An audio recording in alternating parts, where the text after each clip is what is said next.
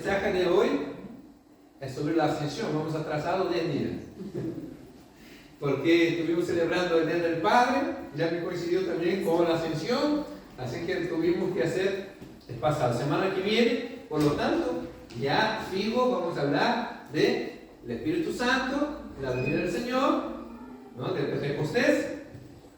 Y para más adelante estaré también dando ese mes una serie de 2 predicaciones de cómo ser feliz según Jesús. Jesús nos dio unas pautas en el Sermón del Monte para cómo ser feliz. Vamos a estar desarrollando todas esas cosas. Pero el día de hoy estaremos viendo la promesa que enciende el alma. Así hemos llamado esa predicación del día de hoy. Enciende la luz aquí, por favor. La predicación del día de hoy, la promesa que enciende el alma. Se encuentra en Hechos 1, de 4 al 11. Hechos 1, de 4 al 11. Intentaré hablar despacio para ayudar a Sofía.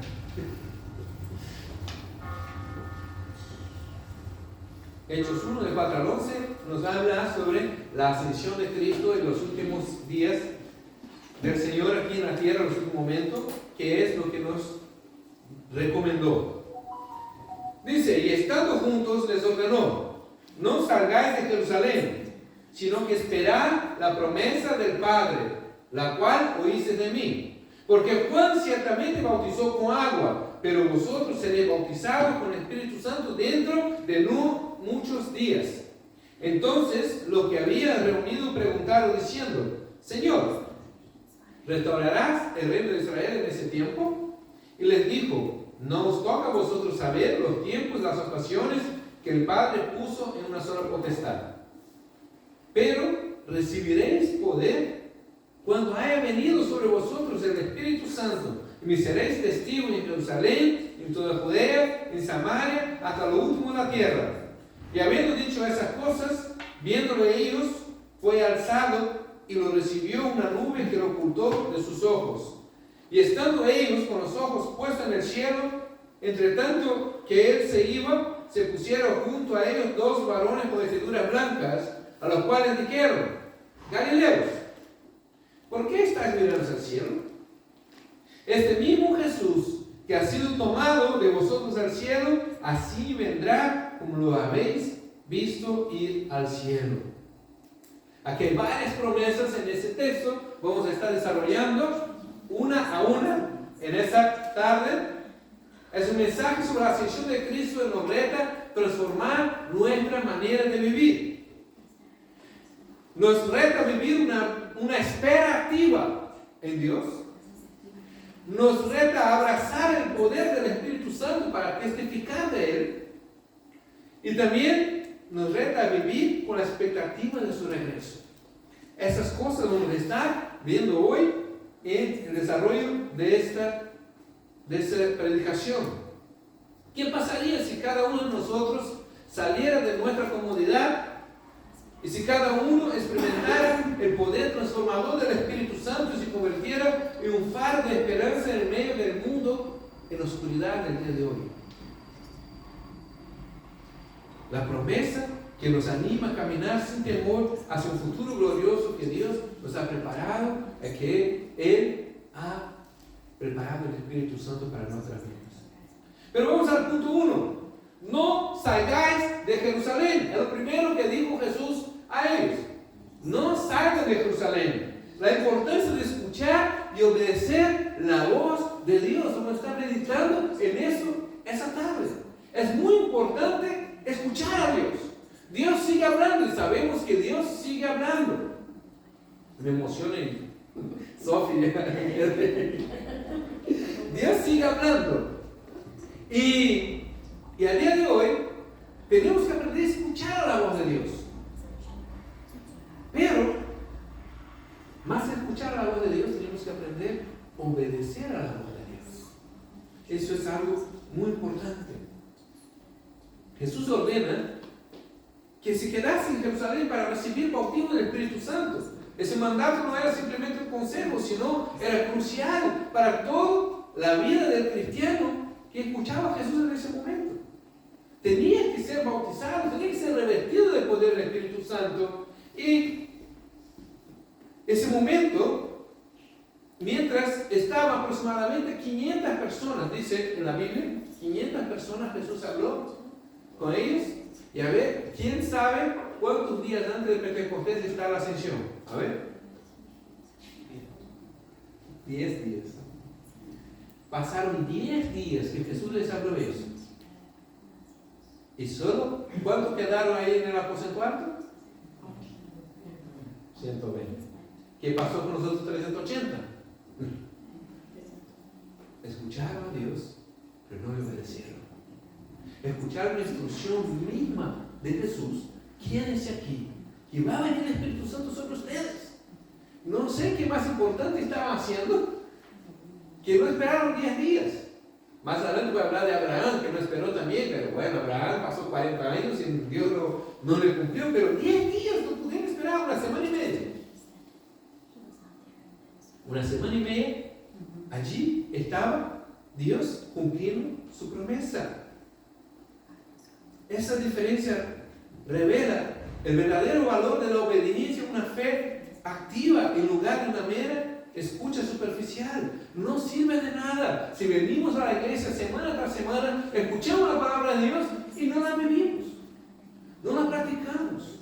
Si nosotros no hacemos esa palabra nuestra viva y eficaz como es, no va a servir de nada, porque necesitamos oír y obedecer lo que Dios habla.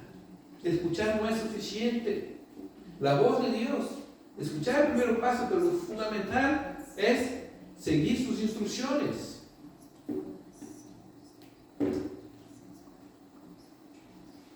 Hay algunos ejemplos de la Biblia de personas que no esperaban el cumplimiento de la promesa. El primero es Abraham, ya mencioné. ¿Qué va? Esa palabra no era alemán ni inglés ni español, Espera. Tal vez ni español. Personas que no esperaron en la promesa de Dios. Primero de ellos fue Abraham. Abraham, Dios le prometió un hijo, que tendría un hijo con su mujer Sara. Y Abraham, pasó los años, la mujer le hace una oferta, dice, mira, yo ya terminé la costumbre de las mujeres y no, yo ya soy viejita y ¿por qué no te allegas a mi criada? Y así tendrás tu hijo. Sara de alguna manera estaba diciendo, Dios te prometió un hijo, pero no dijo que va a ser conmigo. y bueno, y arregló las cosas a su manera. ¿Qué problema nos trajo Abraham? Que hasta el día de hoy están peleando los descendientes de Ismael, los descendientes de Isaac, por la tierra que supuestamente está allí, años después. No obedecer a Dios trae consecuencias para nuestras vidas. Trae consecuencias. Él se adelantó y el muchacho tenía como 12 años cuando visita un ángel y le dice, ahora sí te voy a dar la promesa y su mujer va a dar a luz a un hijo. Ella se rió porque dice, yo soy vieja, que voy a dar a la luz. Y así fue. Sucedió que en su vejez Dios cumplió su promesa. Dios nunca tarda en cumplir su promesa. Él tiene un plan y un propósito para cada situación de nuestras vidas. Coré levantó, Dios había dado una instrucción de caminar bajo la nube, que todos caminasen con Moisés. Y allí debajo de la nube iba guiando el pueblo. Por eso levantó y dice, ¿saben qué? Echamos de menos los ajos, las cebollas de Egipto. Vamos a juntar un pueblo y vamos a regresar a Egipto. Y así salieron de la voluntad de Dios y fueron a regresar a Egipto. Murieron todos. Y así hay líderes que se están levantando en la iglesia que se van de la voluntad de Dios y quieren cumplir sus deseos y sus propósitos, pero no escuchan la guía de Dios. Eso es peligroso porque puede llevarnos a vivir una vida sin Dios. El último rey Saúl. El rey Saúl, cuando venció a los amalequitas, dijo, vamos a hacer un sacrificio. Y dijeron, bueno, espera a Samuel. Que llegue Samuel, que sacerdote que va a hacer el sacrificio. Y dice, no, yo lo hago yo porque el pueblo que va a pensar de mí. Y como tenía miedo del pueblo, no esperó que viniera Samuel. Y así se levantó. Y en este día, cuando Samuel llegó, le dijo, Dios te ha quitado su reinado, porque no esperaste. Y ahí Dios le buscó un otro rey. No esperar la voluntad de Dios trae consecuencias gravísimas para nuestras vidas. Esas historias nos llaman la atención para que no salgamos de Jerusalén cuando Dios nos dice, espera, esté en mi presencia, esté buscándome, ponte allí, porque yo vendré. La expectativa de la promesa implica una espera activa, fundamentada en una fe, una relación íntima con Dios. Nuestra actitud ante la dirección divina es escuchar y actuar con paciencia y rendición. Dios es quien sabe todas las cosas que va a pasar. La pregunta que hay en ese día es, ¿estamos dispuestos a esperar y actuar conforme a la guía de Dios, aunque el resultado final pueda diferir de nuestros planes? A veces vamos a Dios y tenemos una lista enorme de cosas que queremos que Él lo cumpla, pero Jesús está diciendo, preséntame una hoja en blanco, que yo escribo la historia. Preséntame una hoja en blanco, que yo escribo la historia. ¿Hasta qué punto confiamos en el tiempo perfecto del Señor, en la autoridad de su palabra? Eso nos hace reflexionar esa palabra de Jesús. Pero segunda cosa que vemos, esperar la promesa del Padre. Dijo Jesús, espera en Jerusalén la promesa del Padre. ¿Qué promesa era esa? Que Jesús dijo, yo ya os he enseñado. Que Jesucristo dijo, os conviene que yo vaya para que venga el Espíritu Santo.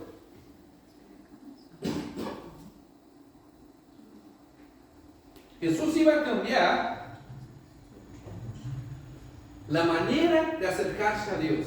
Dios ya no iba más a actuar, habitar templos humanos, hechos por manos. Dios iba a habitar dentro de cada uno de nosotros. Él dijo, en 3 días destruiré el templo.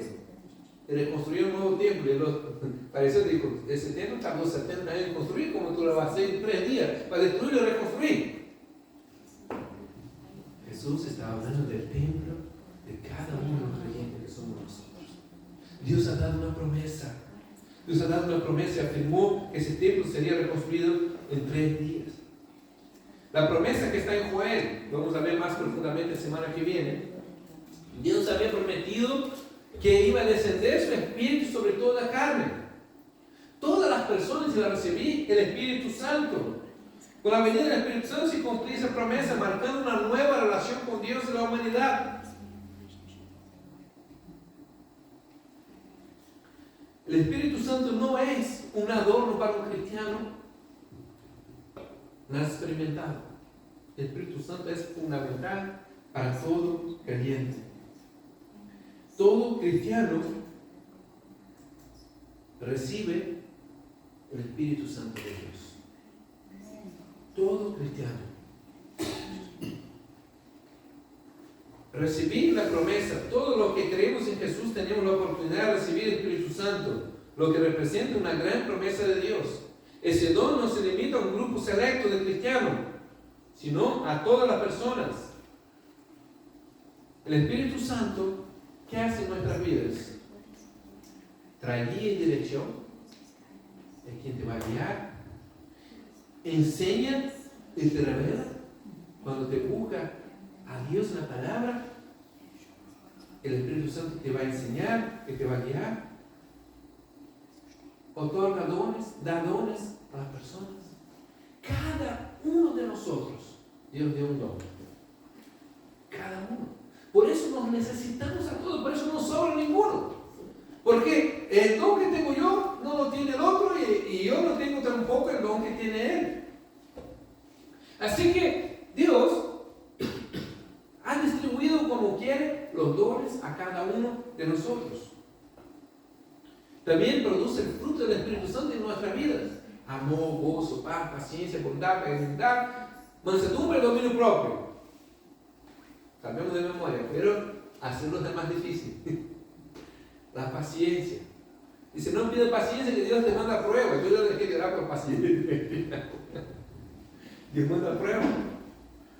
Pero son necesarias para trabajar nuestra vida. Yo diría que los dones es la manifestación del Espíritu Santo y el fruto es el carácter del Espíritu Santo en nuestras vidas.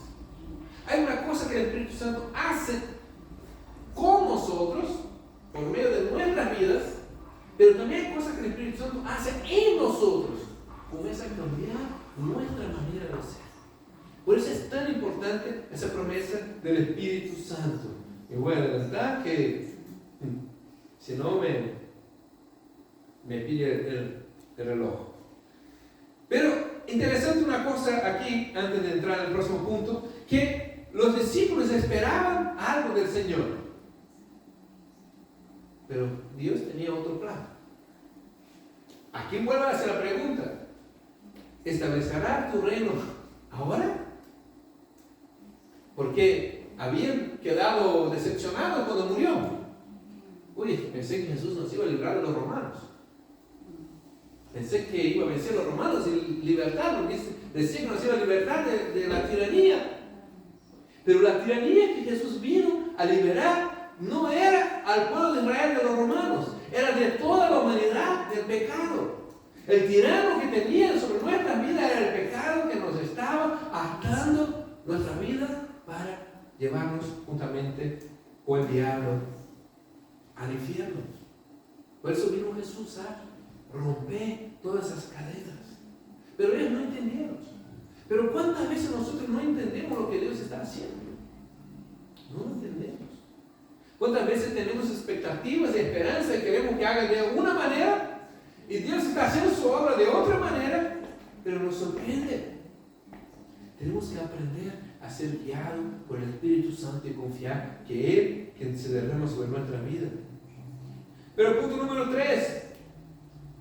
¿Para qué recibimos el poder? Dice, recibiréis poder cuando haya venido sobre vosotros el Espíritu Santo. Hechos 1:8 es un versículo muy conocido.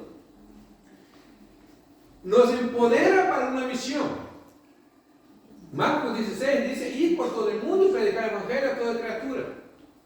Y hay dos cosas que habló Jesús. Primero, espera en Jerusalén hasta que venga el Espíritu Santo. La segunda cosa, cuando recibas el poder, vaya a ser mis testigos. En Jerusalén, en Judea, en Samaria y hasta los fines de la tierra. Hasta en Suiza. Tenemos que recibir. Ellos hicieron todo al revés. Primero no esperaron y después cuando vino el Espíritu Santo, ¿qué comenzaron a hacer la iglesia? Vendieron sus propiedades y comenzaron a vivir todos en común en Jerusalén. Qué bueno que estaba eso. Iban a vivir juntitos y en comunión y celebrando allí en Jerusalén. Pero Jesús pasó algo, Hechos 1:8, Dios dijo eso, y no le hicieron caso. Entonces Dios tuvo que enviar Hechos 8:1. A ver, ¿quién me lo puede leer? Hechos 8:1.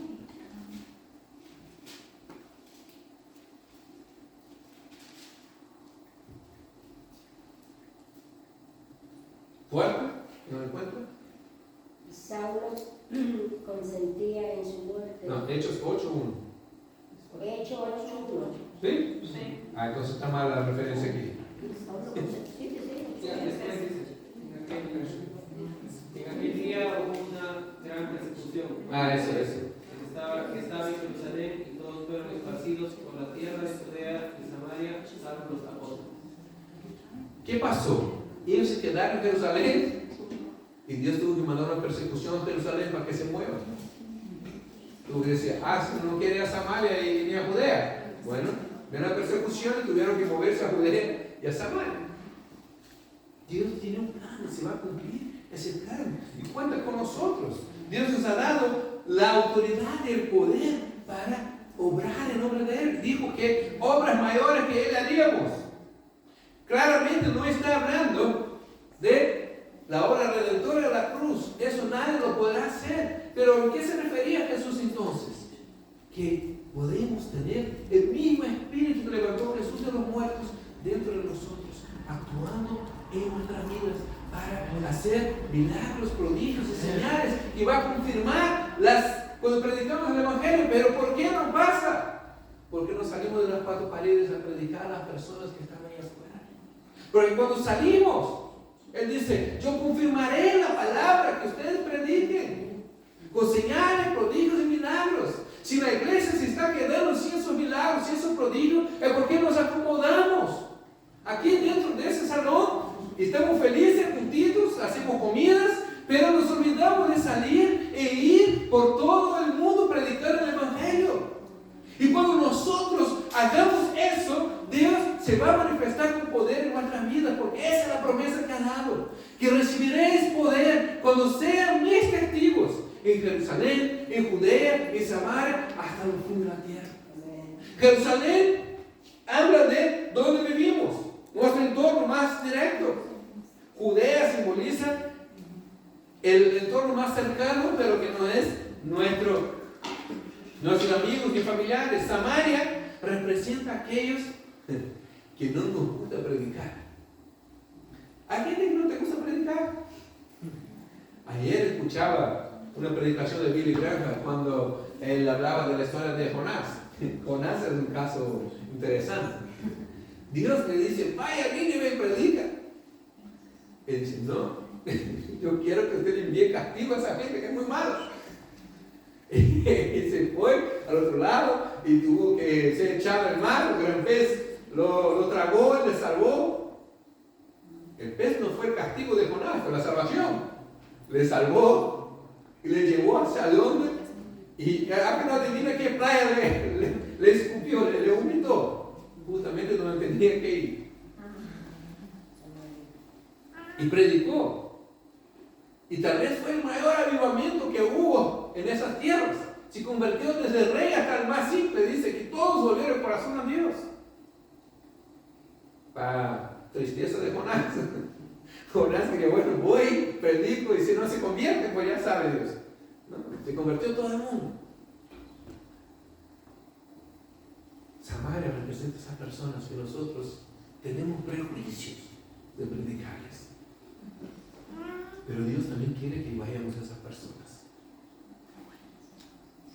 También habla del fin del mundo. Hay un compromiso de la iglesia de llevar el Evangelio a todo el mundo. Todo el mundo. No sé si ustedes han escuchado hablar de una cosa llamada la ventana 1040. Es una franja en el mapa que pilla el norte de África y parte de Oriente Medio. Y son los países menos evangelizados del mundo. Se llama ventana 1040. Después busca en Google, ya lo verán en el mapa. Esos lugares no faltan. Dice que el reino de Dios, que Jesús no vendrá hasta que su evangelio sea predicado en todas las naciones. Por eso la iglesia tiene un compromiso con las naciones. Está bien que nosotros estemos enfocados aquí. Está bien que tengamos proyectos aquí. Pero no pierdan de vista que aquí aún Dios tiene trabajo. Que en esa ciudad aún Dios tiene personas que salvar. Que aquí hay muchas naciones reunidas. Muchas naciones reunidas en ese lugar. Y Dios tiene un propósito con cada una de ellas. Y por último, ya para terminar, la ascensión de Jesús habla de la venida del Señor. En versículos 10 y 11, habla que cuando Él subió al cielo, aparecieron dos varones, los ángeles, le dijeron: así como lo veiste subir, también lo verá regresar. No solo concluyó su ministerio terrenal, sino que dejó una promesa viva para sus discípulos, para toda la iglesia. El hecho que ha recibido en los cielos subraya que su misión continúa. Y su regreso es tan evidente y glorioso como su partida. Así como fue llevado al cielo, vendrá. Pero hay una cosa que siempre nos ha enseñado, que la venida del Señor va a ser como un ladrón. Y siempre me ha asustado eso, me da miedo de esperar un ladrón. Porque, la verdad, ¿quién va a querer esperar un ladrón? Pero en Tesalonicenses 5:4 habla algo interesante sobre eso. Tesalonicenses 5:4. Primera Tesalonicenses 5:4. Habla algo interesante sobre eso.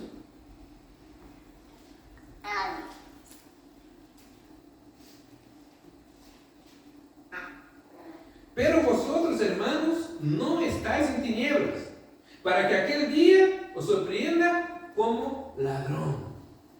Está hablando que aquellos que viven en la oscuridad y desobediencia serán sorprendidos como un ladrón, pero que su iglesia le está esperando, le está anhelando su venida. La novia del Señor se está ataviando para que Él venga. Estamos nosotros con el corazón ardiendo diciendo: Maranata, ven Jesús, ven Señor. No estamos esperando un ladrón, estamos esperando un esposo que viene a buscarnos.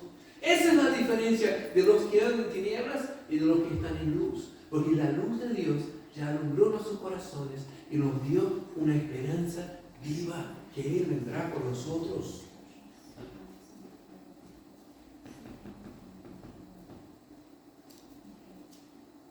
El panorama de los últimos tiempos, la ascensión y el mensaje de los ángeles se inserta en un contexto profético. Anuncia que en los últimos tiempos habrá una gran tribulación, la aparición del anticristo que asolará el mundo. Sin embargo, en medio del caos, la venida de Cristo traerá la victoria definitiva. Cristo derrotará a Satanás y el anticristo, instaurando un reino en la tierra que perdurará por 1000 años. Este reino se caracteriza por paz y justicia y plenitud del poder divino, marcando el nacimiento del reino de Dios en forma final. Nosotros vivimos en sombra del reino de Dios, pero un día se establecerá el reino de Dios real aquí en la tierra. Cristo vendrá, y esa es nuestra esperanza. Esta es nuestra esperanza, que el reino de Dios se establecerá en la tierra de manera visible. No será una anécdota, no será una imagen. No, Jesucristo volverá, así como le vieron subir, deberemos venir a la tierra y tomar su reino. Estoy estudiando los Salmos. El Salmo 2 dice: mi hijo eres tú, pídeme a las naciones y yo te las daré, dice Dios a Jesús. Jesús va a recibir todas las naciones de la tierra y va a gobernar sobre todas las partes de la tierra. La única manera que tengamos justicia y paz. El próximo año en Brasil tiene elecciones. La gente se pone como locos ahí detrás de los políticos, que Bolsonaro, que Lula, que no sé qué. El único momento que tendremos justicia y paz es cuando Jesús gobierne sobre el mundo. No pongamos nuestra esperanza en políticos, porque un año también, después se va por otro lado y bueno, cuánta gente diciendo que Donald Trump era la mano de Dios en la tierra. Otros dicen que el anticristo, no sé, ya medio si es el anticristo, si es el hombre de Dios. Pero no pongamos nuestra confianza en un hombre. Sepamos que Jesús viene a reinar sobre la tierra. Para concluir, la ascensión de Cristo es mucho más que un hecho histórico.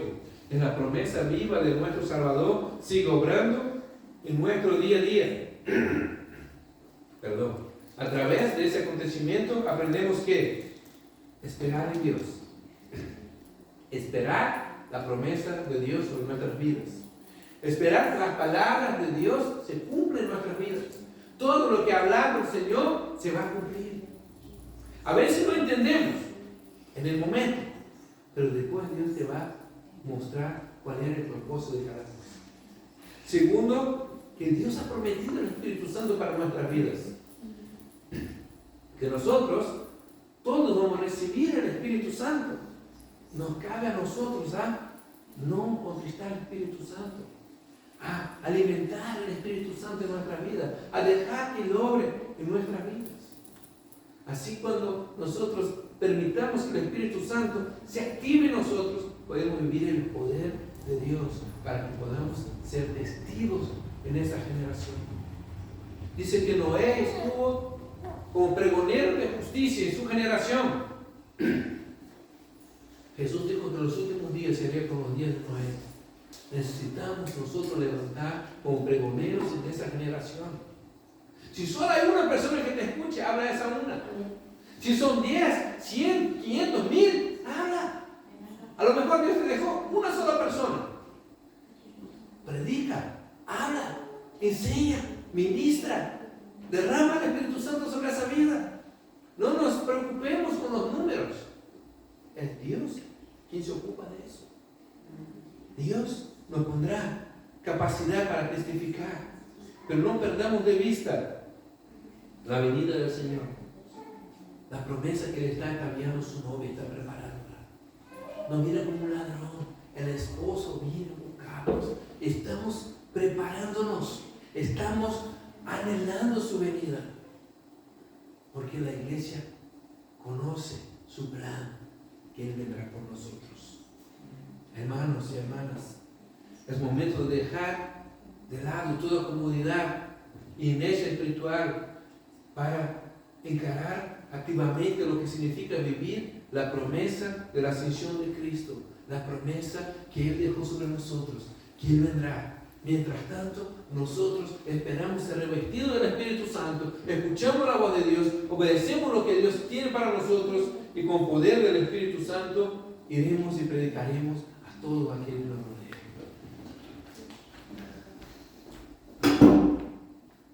Vamos a estar orando,